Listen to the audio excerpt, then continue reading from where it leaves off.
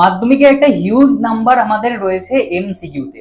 আর এই এমসিকিউতে নাম্বার আমাদের তুলতে গেলে সব থেকে ভালোভাবে যে বিষয়টাকে খুঁটিয়ে খুঁটিয়ে পড়তে হবে, খুব খেটে পড়তে হবে, সেটা হচ্ছে একমাত্র টেক্সট বই। তোমার কাছে যে প্রকাশনের টেক্সট বই থাকুক না কেন, সেটা ছায়া হোক কিংবা বাণী সংসদের হোক কিংবা অন্য কোনো সংসদের বা অন্য কোনো সংস্থারই হোক না কেন, সেটাকে ভালো করে খুঁটিয়ে পড়ার দায়িত্ব তোমার। টেক্সট বই থেকে কেমন ভাবে ঘুরিয়ে ফিরে প্রশ্ন আসে, কি রকম ভাবে বছরের পর বছর প্রশ্ন এসেছে, সেটা আজকে আমরা এই ভিডিওর মাধ্যমে আলোচনা করব। এবং তোমরা যারা এই ধারণাতে পড়াশোনা করছো যে আমরা হয়তো বিভিন্ন সাজেশন বই পড়ে বা যে কোনো নোট বই পড়ে 100% এমসিকিউতে কমন পেয়ে যাব, তোমাদের আজকে ভুল ধারণা ভাঙতে চলেছে। কেমন ভাবে টেক্সট বই পড়বে, কেমন ভাবে খুঁটিয়ে খুঁটিয়ে পড়বে, শুধুমাত্র কি বোল্ড আকারে অর্থাৎ হাইলাইটেড যে প্রশ্নগুলো বা লাইনগুলো থাকে সেখান থেকে কি প্রশ্ন চলে আসে নাকি ঘুরিয়ে ফিরিয়ে আসবে, আজকের এই ভিডিও থেকে এই ডাউটটা তোমাদের একেবারে ক্লিয়ার করে দেবো। তো প্রথম থেকে শেষ পর্যন্ত অবশ্যই দেখো। এবং তোমাদের জেনে রাখা দরকার, পরের মাস থেকে তোমাদের জন্য আমি একটা রিভিশন সিরিজ আনছি, যেখানের মধ্যে তোমরা কেমন ভাবে রিভিশন করবে, কারণ টেস্টের আগে আমাদেরকে ভালো রেজাল্ট করতে হলে অবশ্যই রিভিশনটা কমপ্লিট করতে হবে। এই রিভিশনের জন্য কেমন ভাবে প্রস্তুতি নেবে সমস্ত তোমাদের গাইডলাইন, একেবারে রোড ম্যাপ তোমাদের দিয়ে দেবো, ঠিক আছে? এবং পুঙ্খানুপুঙ্খ তোমাদের সমস্ত কিছু বুঝিয়ে দেবো। সেই জন্য অবশ্যই চ্যানেলটিকে সাবস্ক্রাইব করে রেখো সেই ভিডিওগুলো পাওয়ার জন্য। এবং আজকের এই ভিডিওটা, এই গুরুত্বপূর্ণ ভিডিওটা তোমাদের যদি ভালো লেগে থাকে অবশ্যই লাইক, শেয়ার, কমেন্টে নিজেদের মতামত করতে একেবারেই ভুলো না। তো চলো আজকের এই ভিডিওটা জেনে নেওয়া যাক। প্রথম প্রশ্ন, জীবনের ঝরাপাতা। এটা 2018 সালে আসা প্রশ্ন, ঠিক আছে? এই যে এই প্রশ্নটা, প্রথম প্রশ্নটা চলো দেখে নেওয়া যাক বই থেকে কেমন ভাবে তুলে দিয়েছে। সরলা দেবী চৌধুরানীর আত্মজীবনী জীবনের ঝরাপাতা, বোঝা গেল? তো এরকম ভাবেই কিন্তু আমাদের প্রশ্ন আসবে এবং এরকম ভাবেই কিন্তু আমাদেরকে প্রত্যেকটা খুঁটিনাটি তথ্য পড়তে হবে। আর এখানে ভিডিওটা পজ করে দিও না বা এখানে ভিডিওটা কিন্তু ছেড়ে দিও না। তোমাদের এমনও লাইন দেখাবো যেগুলো তোমাদেরকে এমন ভাবে খুঁটিয়ে খুঁটিয়ে পড়তে হবে, কতটা ভালোভাবে তোমাদেরকে জোর দিয়ে যদি টেক্সট বইটা পড়তে হবে তাহলে তোমরা কমন পাবে, এরকম প্রশ্ন আমি তোমাদের জন্য রেখেছি। তো চলো পরবর্তীটা দেখে নেওয়া যাক। ভারতীয় ইস্ট ইন্ডিয়া কোম্পানির অবসান ঘটে। তো চলো এই প্রশ্নটা কেমন ভাবে দেওয়া ছিল বইয়ে এবং বই থেকে কেমন ভাবে তুলে দিয়েছে সেটা একটু দেখে নেওয়া যাক। ব্রিটিশ পার্লামেন্ট ভারত শাসন আইন 1858 খ্রিস্টাব্দ এর দ্বারা ভারতীয় ইস্ট ইন্ডিয়া কোম্পানির শাসনের অবসান ঘটায়। তাহলে বুঝতে পারছো যে ব্যাকেটে যে সালগুলো রয়েছে সেগুলোকেও কিন্তু তোমাদের ভালোভাবে পড়তে হবে যদি এমসিকিউ কমন পেতে চাও তাহলে।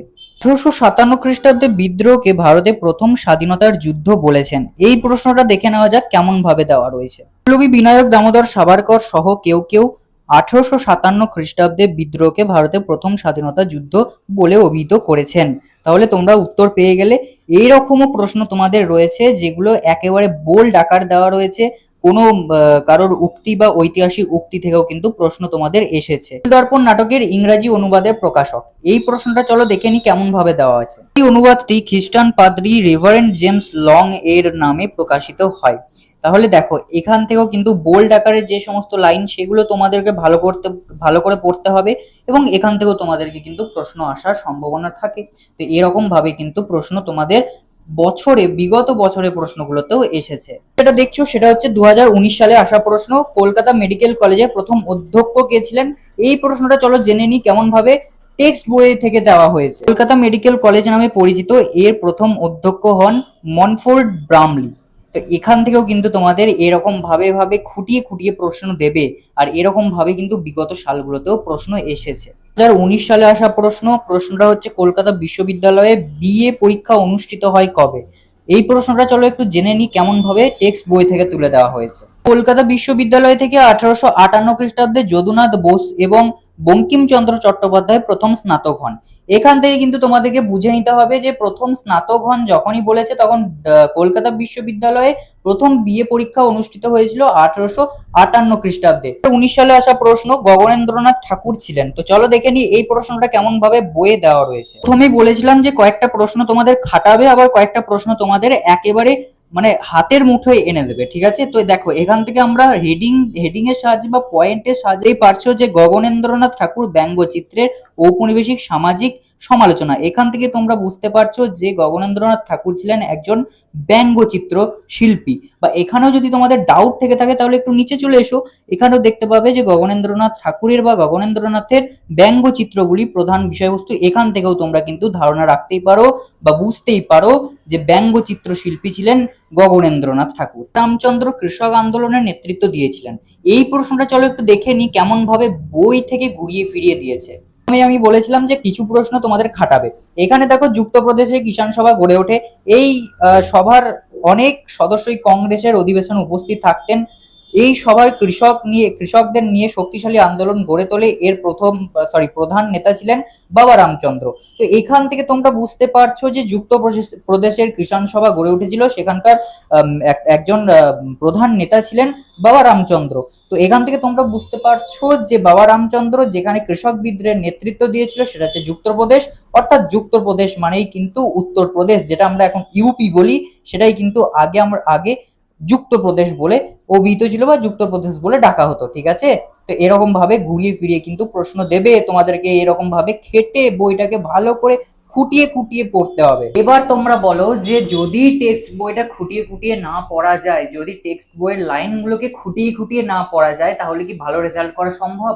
তোমরা 2018 সাল 2019 সালের কিছু ডেমো প্রশ্ন দেখে বুঝতেই পারলে যে কেমন ভাবে ঘুরিয়ে ফিরিয়ে প্রশ্ন দিয়েছে। হ্যাঁ, তবে এটাও ঠিক যে কয়েকটা প্রশ্ন এমনও ছিল যেখানে একেবারে লাইন তুলে তুলে দিয়েছে, একেবারে বোল্ড করা লাইনগুলো দিয়েছে। আবার এমনও প্রশ্ন ছিল যে প্রশ্নগুলো উত্তর পাওয়ার জন্য তোমাকে খুঁটিয়ে খুঁটিয়ে বইটাকে পড়তেও হয়েছিল বা পড়তেও হবে। তো এরকম ভাবে আমি যেমন ভাবে তোমাদের বললাম যে অংশগুলো থেকে প্রশ্ন এসেছে সেগুলো আগে হাইলাইট করে নাও। আচ্ছা দাদা, আমার কাছে তো হাইলাইট পেন নেই, কি করব? হাইলাইট পেনের দরকার নেই, আমি যেমন বল পেনে দাগ দিয়েছিলাম সেরকম বল পেনে তোমরা দাগ দিয়ে রাখো, মার্ক করে রাখো যে কত সালে কোন কোন প্রশ্নগুলো এসেছে, কোন কোন লাইন তুলে তুলে প্রশ্ন এসেছে। দেখবে আরো কাজটা সহজ হয়ে যাবে। আর যারা এখনো পর্যন্ত ভাবছো যে আমি টেক্সট বই ছাড়া অন্য কোনো বই অর্থাৎ নোট বই বা সাজেশন বই বা বিভিন্ন যে সমস্ত বইগুলো আছে সেগুলো পড়ে হয়তো আমি ফাইনালে ভালো রেজাল্ট করতে পারবো, এমসিকিউ আমি 20-তে 20 তুলে দিতে পারবো, তারা বস এখন অব্দি খুব ভুল ধারণায় বাঁচছো। এই ধারণা থেকে বেরিয়ে আসো, নাহলে কিন্তু পরবর্তীতে অনেক বড় মুশকিল হয়ে যাবে তোমাদের জন্য। ঠিক আছে, তো আজকের যে বিষয়গুলো তোমাদের দেখালাম সেই ছোট্ট খুঁটিনাটি তথ্যগুলো ভালো করে করে যাও, দেখবে সফল হবেই হবে, এমসিকিউতে নাম্বার উঠবেই। আর সর্বদা মনে রাখবে টেক্সট বই ছাড়া কিন্তু এমসিকিউতে কোনো গতি নেই। আশা করছি ভিডিওটা তোমাদের আজকে ভালো লেগেছে এবং যে টপিকগুলো যে তথ্যগুলো তোমাদের আজকে দিলাম আশা করছি পরবর্তীতে মাধ্যমিকের প্রস্তুতিকে আরো মজবুত করবে। দেখা হচ্ছে পরের আবার কোনো একটা ভিডিওতে।